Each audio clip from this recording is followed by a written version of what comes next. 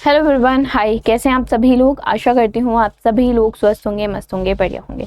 तो चलो आओ आज के करंट अफेयर के सेशन की शुरुआत करते हैं और देखते हैं न्यूज़। ठीक है, तो पहली न्यूज़ क्या है? अभी की ज़्यादा खबर तो यही चल रही है कि चीफ इलेक्शन कमिश्नर बदल गए हैं। 26वें चीफ इलेक्शन कमिश्नर नियुक्त हुए हैं ज्ञानेश कुमार जी। कब तक के लिए नियुक्त किए गए हैं? 2029 तक के लिए नियुक्त किए गए हैं। 2029 तक के लिए नियुक्त किए गए हैं। जनरली जब हम इससे पहले 25 कौन थे? 25 थे राजीव कुमार। ठीक है, 25 कौन थे? राजीव कुमार। एक मिनट। ठीक है, जनरली जब चीफ इलेक्शन कमिश्नर अपॉइंट होते हैं तो किसकी सहमति से अपॉइंट होते हैं? देखो, रिकमेंडेशन तो पीएम देते हैं, बट पीएम और मिनिस्टर्स, ठीक है, बट जो अपॉइंट करते हैं वो होते हैं प्रेसिडेंट। ठीक है, तो प्रेसिडेंट के द्वारा अपॉइंट किए जाते हैं। अगर पूछा जाए कि किसके द्वारा अपॉइंट किए जाते हैं, तो प्रेसिडेंट के द्वारा। किस आर्टिकल के तहत अपॉइंट किए जाते हैं? तो कॉन्स्टिट्यूशन में जो आर्टिकल 324 है उसके तहत प्रेसिडेंट जो है वो चीफ इलेक्शन कमिश्नर और इलेक्शन कमिश्नर्स को जितने वो चाहें, ठीक है, 2, 3 या जितने भी वो चाहें, उस पर डिपेंड करता है कि प्रेसिडेंट की सहमति कितने इलेक्शन कमिश्नर रखने पे है। एक चीफ होते हैं, चीफ इलेक्शन कमिश्नर, ठीक है, उनके नीचे फिर जो होते हैं वो इलेक्शन कमिश्नर होते हैं। ठीक है, इलेक्शन जो होते हैं भारत में स्टेट्स में बेसिकली वो इनके अंडर आते हैं, वो सभी इलेक्शन आते हैं चीफ इलेक्शन कमिश्नर के अंदर। ये हेड होते हैं बेसिकली इलेक्शन कमीशन के। ठीक है, तो ये छोटी सी बात हुई। अब थोड़ी और बात कर लेते हैं इस बारे में, क्योंकि एग्ज़ाम में थोड़ा और भी पूछा जा सकता है। जब मैं बोलती हूँ कि स्टैटिक पूछा जा सकता है, ये स्टैटिक वो स्टैटिक, तो एक स्टैटिक और पूछा जा सकता है। वो है कि पहले कौन थे? पहले फर्स्ट चीफ इलेक्शन कमिश्नर कौन थे? तो वो थे सुकुमार सेन। ठीक है, पहले कौन थे? सुकुमार सेन थे। अब न्यूज़ में एक चीज़ और आ रही है कि एक्ट बदला है। ठीक है, जो आपका इलेक्शन कमीशन एक्ट था 1991 का, पहले कैसे इलेक्ट होते थे? इलेक्शन कमीशन, ठीक है, डबल एम आता है आई बिलीव। ओके, एक मिनट। कमीशन एक्ट 1991, ठीक है, पहले ये एक्ट चलता था। जैसे मैंने बोला, प्रेसिडेंट हैं वो अपॉइंट करते हैं आर्टिकल 324 के तहत, और रिकमेंडेशन जो है वो पीएम कर देते हैं। प्राइम मिनिस्टर जो है वो रिकमेंड कर देते हैं कि इस पर्टिकुलर इंसान को जो है आप इलेक्शन कमिश्नर या चीफ इलेक्शन कमिश्नर बना सकते हैं। बट अभी ऐसा क्या हुआ, क्या रूल आया, क्यों आया? पहली बात, क्यों आया? क्यों इसलिए आया क्योंकि अपोजिशन पार्टी में जो लोग थे, ठीक है, उनका और बहुत लोगों का ये कहना था कि जो तत्कालीन सरकार है, जैसे अभी पीएम मोदी की सरकार है भारत में, है ना, मतलब पीएम मोदी, जो मोदी जी हैं वो पीएम हैं, राइट। तो जो पीएम होंगे, जो रूल कर रही होगी पार्टी, ठीक है, जो पावर में होगी, वही रिकमेंड करेंगे अगर इलेक्शन कमिश्नर को, तो इलेक्शन जो है वो बायस्ड हो सकते हैं, ये कहना था। तो मामला गया कोर्ट में, चीज़ें हुई, लॉ बेसिकली आप कह सकते हैं एक और एक्ट लेके आया गया। अब उस एक्ट का नाम क्या था? उस एक्ट का नाम है चीफ इलेक्शन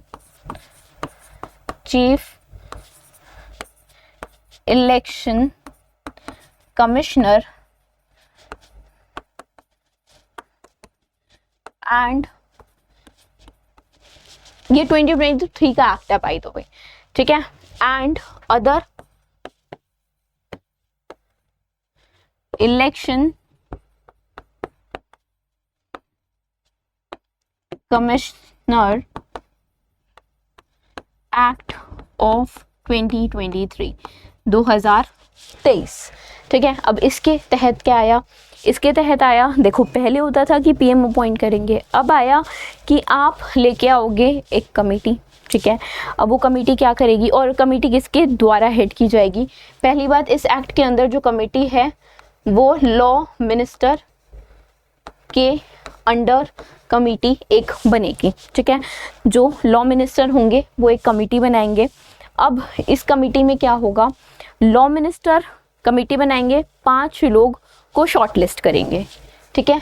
इन्होंने 5 लोगों को शॉर्टलिस्ट किया जो इन्हें लगता है इलेक्शन कमिश्नर या चीफ इलेक्शन कमिश्नर बन सकते हैं। अब ये जो 5 लोग हैं वो सिलेक्शन कमेटी के द्वारा देखे जाएंगे, ठीक है। अब सिलेक्शन कमेटी में कौन आता है? सिलेक्शन कमेटी में आते हैं, ठीक है। ये आई थिंक शायद आपको अगर नीचे का नहीं दिख रहा है तो मैं नॉर्मली वैसे बता देती हूँ। सिलेक्शन कमेटी, अब सिलेक्शन कमेटी में कौन आएंगे? सिलेक्शन कमेटी में आएंगे आपके प्रधानमंत्री, पीएम, ठीक है, प्राइम मिनिस्टर ऑफ इंडिया। उसके अलावा कौन आएंगे? उसके अलावा आएंगे, फिलहाल तो राहुल गांधी हैं, अपोजिशन पार्टी के लीडर। जो मेजर अपोजिशन पार्टी है फिलहाल कांग्रेस है, तो उसके जो लीडर हैं वो सिलेक्शन कमेटी में थे, ठीक है। तो यहाँ पे आप लिख सकते हो लीडर ऑफ अपोजिशन पार्टी, ठीक है। जो राहुल गांधी हैं तो अभी वो थे इस सिलेक्शन कमेटी के पार्ट। उसके अलावा एक कैबिनेट मिनिस्टर जो कि प्रधानमंत्री जी के द्वारा नियुक्त किए जाएंगे, ठीक है। जनरली होम मिनिस्टर होते हैं, ठीक है। तो एक कैबिनेट मिनिस्टर जो हैं फिलहाल अभी होम मिनिस्टर अमित शाह जी हैं वो थे। तो 3 लोग थे, पीएम मोदी जी, राहुल जी और आपके अमित शाह जी, ठीक है। इन तीनों की सिलेक्शन कमेटी ने ही अप्रूव किया है ये नाम। और कुछ चीज़ें थी जिस पे बेसिकली बात की भी जा सकती है और नहीं भी की जा सकती।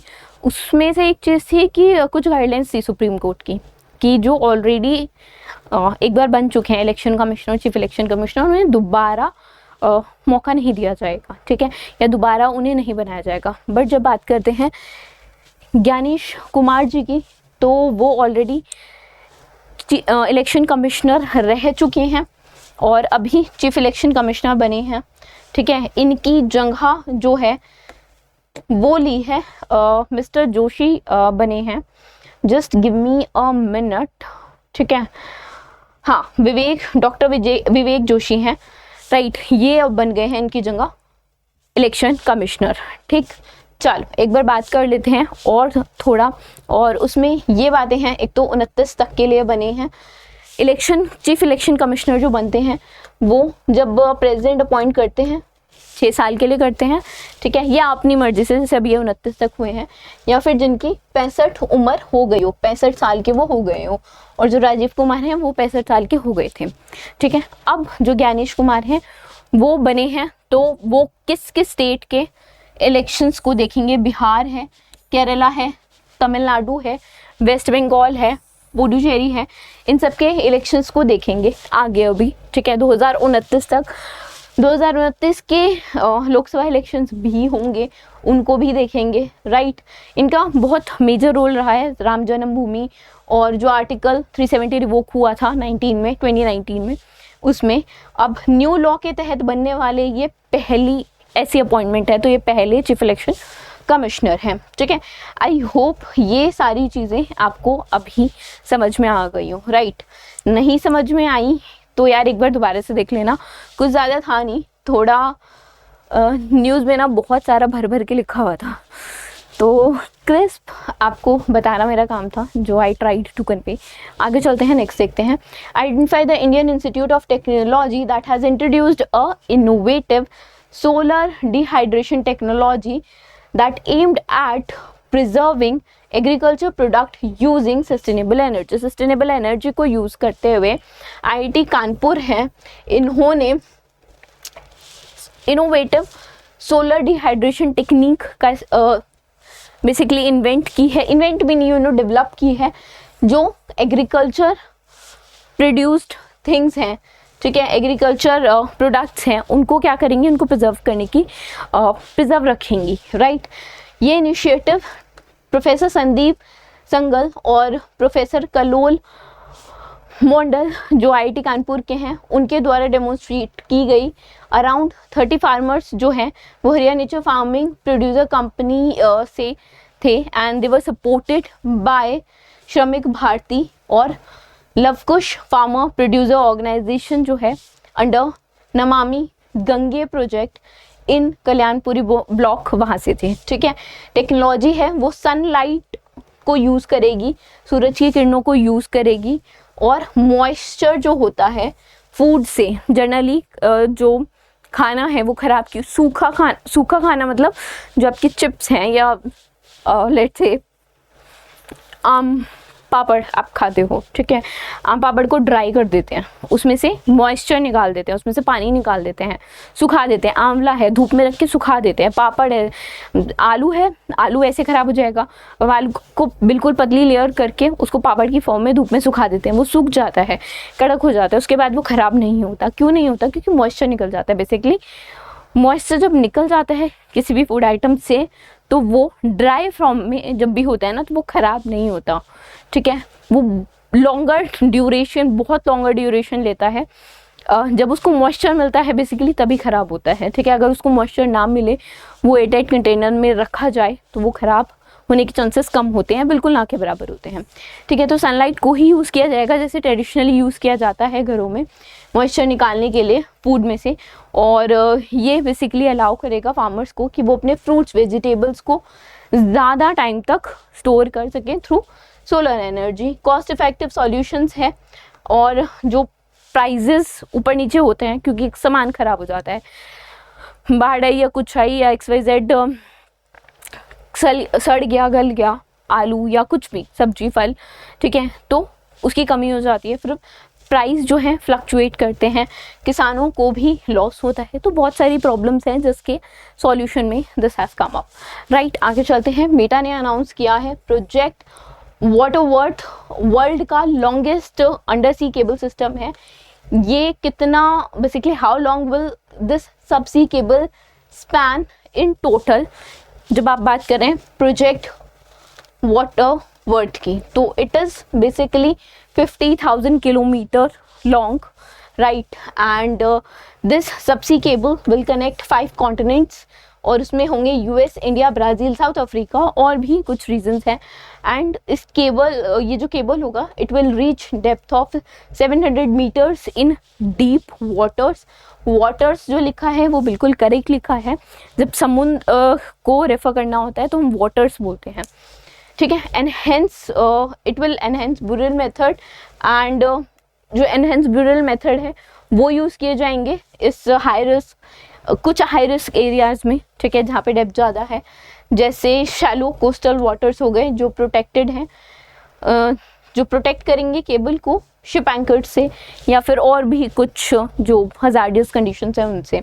It will strengthen the scale and reliability of world digital highways by opening 3 new oceanic corridors with high speed connectivity and facilitate greater economic cooperation, digital inclusion and everything.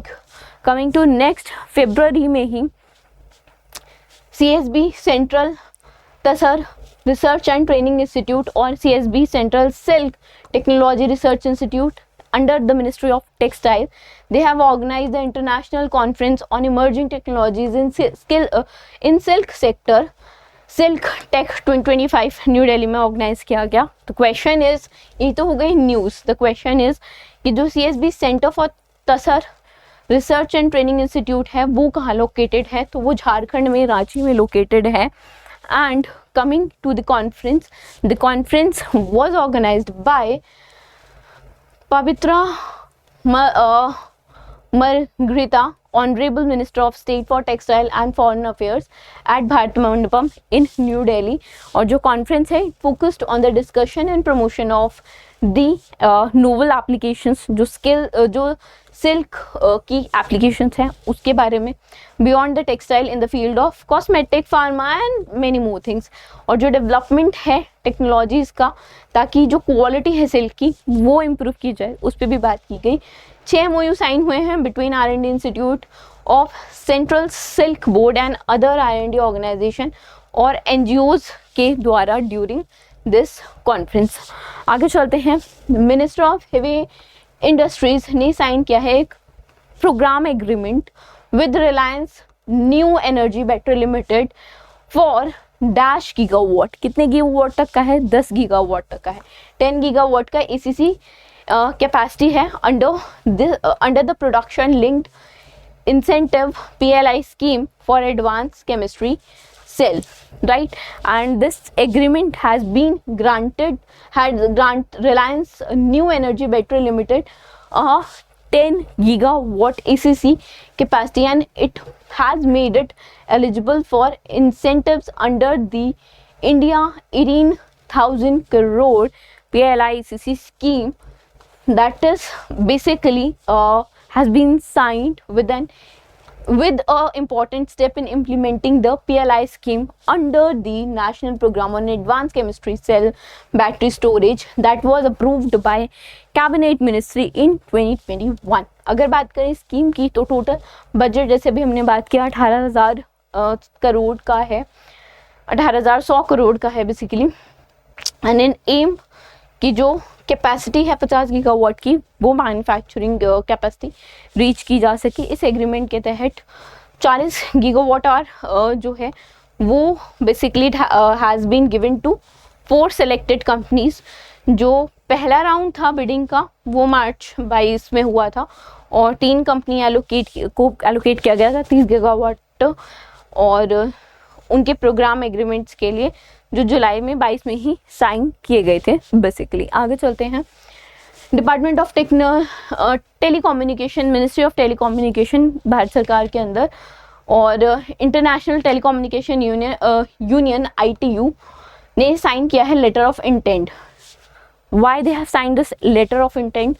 Basically to discuss on collaborative PhD fellowship scheme in the field of telecommunication and associated emerging technologies.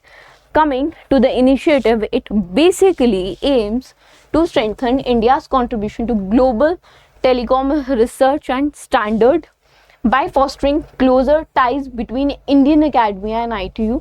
जो proposed scheme है वो support करेगी PhD fellowships को over the 5 year in ITU focused areas।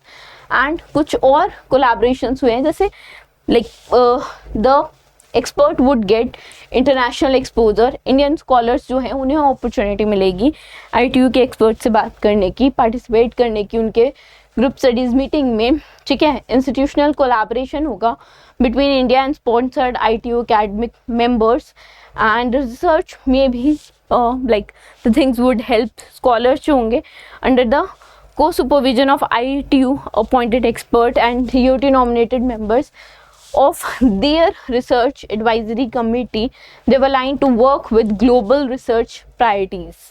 आगे बात करते हैं, IRDAI insurance regulatory and development authority of India ने अनरिवील की है बीमा ट्रिनिटी। एक प्लान है जो 9वें एडिशन था बीमा मंथन, उसके ड्यूरेशन में, ठीक है, उसको अनरिवील किया गया है 9वें एडिशन में, ठीक है। तो बीमा ट्रिनिटी प्लान जो है वो इनमें से किसको बेसिकली कौन से 3 कंपोनेंट्स हैं उसके, तो बीमा सुगम, बीमा विस्तार और बीमा वाहक, ये 3 ट्रिनिटी मतलब 3 का ग्रुप, ठीक है। तो ये 3 ट्रिनिटीज हैं। बीमा सुगम एक ओपन मार्केट प्लेस है for sale service and claims of all the insurance policies across the companies. Vistaar पहली कंपोजिट प्रोडक्ट है जिसमें death, personal accident, property, surgical hospitalisation ये सब कवर्ड है। वाहक, बीमा वाहक एक localise women centric insurance field sales force है जो शेड्यूल्ड होगी for a soft launch in April 2025, ठीक है। Bima Sugam India federation entity है that is set up to build and operate this particular platform, that is Bima Trinity, and it has also completed all the incorporation and it's now ready for the operational purpose, ठीक है। आगे चलते हैं, next देखते हैं, PD Singh जो हैं वो अपॉइंट हुए हैं as the new CEO of standard chartered India after Zarin Daruwala जो है वो रिटायर होंगे, ठीक है। उनके बाद स्टैंडर्ड चार्टर बैंक ने पीडी सिंह को अपॉइंट किया है as the CEO and he will overtake from Zarin Daruwala and India वाले ऑपरेशंस को हेड करेंगे, साउथ एशिया ऑपरेशंस को हेड करेंगे ये। आगे चलते हैं, सेबी ने इंट्रोड्यूस किया है RPT पोर्टल, ठीक है, to strengthen streamline to basically streamline reporting by listed companies. अब द क्वेश्चन इज ये RPT क्या है? RPT is related party transaction, ठीक है, this one, fourth, related party transaction, right? And this is India's first dedicated platform to basically monitor and to analyze related party transactions, and the portal aims to bolster transparency and governance in India, right? And जो portal है it will streamline investor access की to essential governance data on RPTs, and it will ensure transparency basically in related party transaction, and it is not just advantageous to the institution जिनको वो access मिलेगा, but also to the ये right है, ठीक है, that is available right for all, right? चलो, सेबी ने introduce किए हैं standardise guidelines outlining the minimum information that is listed companies must disclose to audit their by basically to audit committees with stakeholders when seeking approval for related party transactions, and जो ये जो standards हैं they have been developed by industry standard forum, and it consists of 3 major industries, ASSOCHAM, CII and FICCI।